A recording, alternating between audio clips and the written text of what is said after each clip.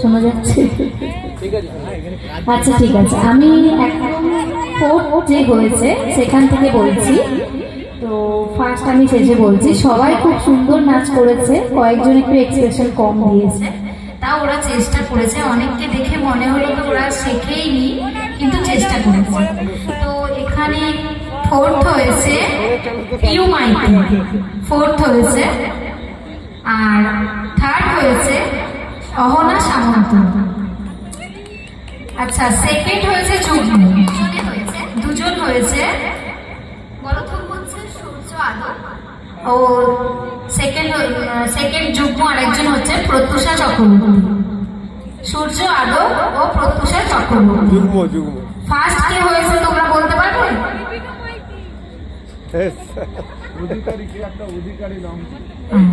অধিকারী সৌমিনী অধিকারী একদম।